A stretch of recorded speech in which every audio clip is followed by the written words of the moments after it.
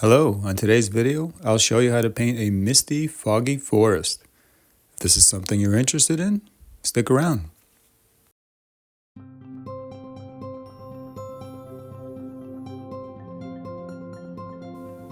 Alright, so first I'm going to start off by mixing a very light consistency, just about the consistency of tea, to apply this as our first wash. Wetting the paper is optional, but I feel like it really helps to create that foggy, misty effect in the background, and I'm using a 1.5 inch flat brush to spread the water around the page. Right, so we've got our light tea wash of Payne's Gray and a little Hooker's Green, and I'm just going through and trying to create the appearance of little tips of trees all the way in the back. Not really trying to paint anything specific, just moving through the page fairly quickly. Tilting the paper up or down can help add to the effect. This will help the paint run up or down depending on the direction you want the paint to go in to create the desired effect.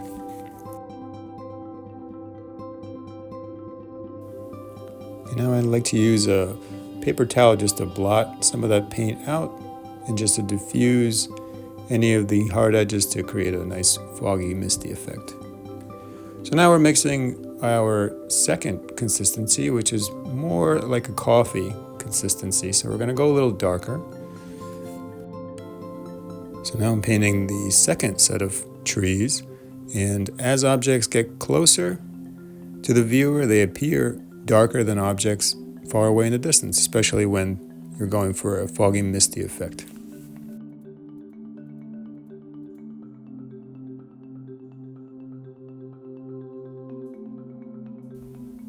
And again, I'm moving fairly quickly. I'm not really trying to paint the perfect Christmas tree or anything like that. It actually looks better when you just do it kind of haphazardly and quickly, and actually appears to be more realistic than if you were to try and paint the perfect tree.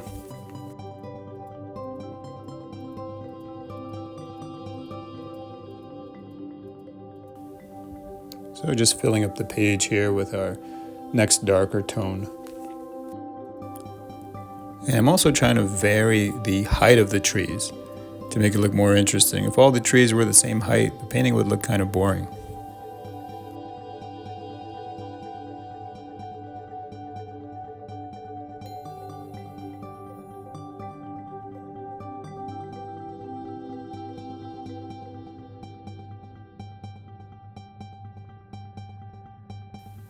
And again, blotting out any hard edges.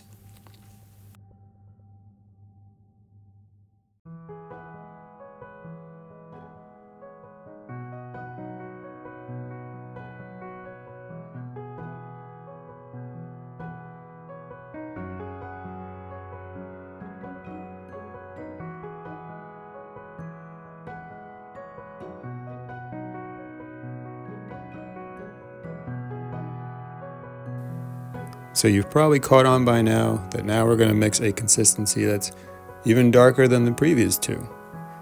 And this one will be our darkest one, and that's going to be more of a cream consistency. And again, I'm just using Payne's Gray and Hooker's Green and a little bit of cobalt blue.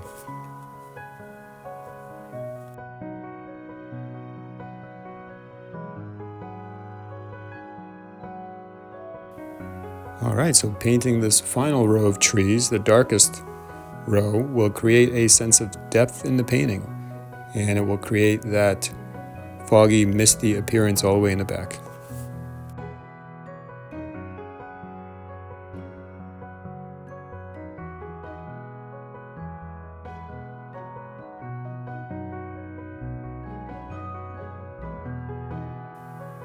As an option, you could even paint a fourth darker row of trees for more depth, but for the purposes of this tutorial, we'll leave it.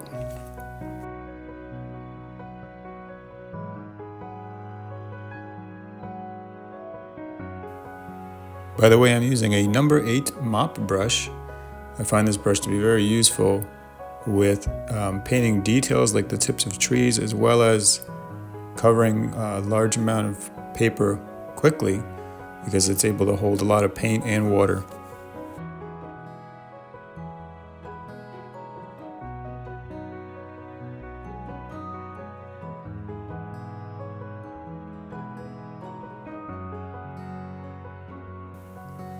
I hope you found this tutorial helpful.